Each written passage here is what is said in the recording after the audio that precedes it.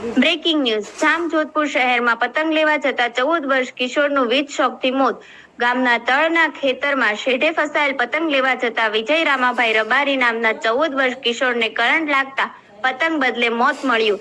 ખેતરના ફરતે ગેરકાયદેસર વીજ પ્રવાહ વહેતો કરનાર ખેતરના માલિક ઉપર ફરિયાદ. કિશોરના પરિવાર સરકાર પાસે ન્યાયની માંગણી. ગરીબ પરિવારને ન્યાય મળે. પરિવારમાં 2 દીકરા 2 દીકરીઓ છે. સમગ્ર રબારી પરિવારમાં દુઃખભરી ઘટના, દુઃખભર્યો માહોલ. રિપોર્ટર રાજુ ચૌહાણ, રાજકોટ. બોલ ભાઈ, કઈ રીતે હતી બધું કે? આ બાજુમાં પતંગ ઉવા છોકરો રખડતો હતો, એમાં શોર્ટ સર્કિટ થઈ ગઈ બપોરે 12 વાગે.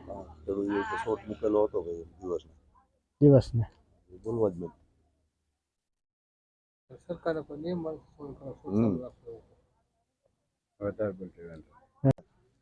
હવે આ વાડીમાં શોટ મૂકવાથી આ છોકરો અથડાઈ ગયો.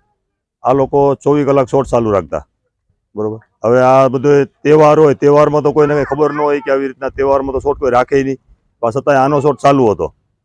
અને આ નાના માણસો, 2 દીકરા 2 દીકરીઓ, 14-15 વર્ષનો છોકરો આમાં અટવાઈ ગયો, એનું અવસાન થઈ ગયું. હવે આ લોકોનો અત્યારે પડી ભાંગ્યું, સમજી લ્યો બધું. હવે આની રોજી રોટી ને કમાવાનો સમય આવ્યો તો છોકરો વયો ગયો. એટલે આ લોકો તો પડેલા ભાંગેલા ને ભાંગેલા રહી ગયા, સમજી.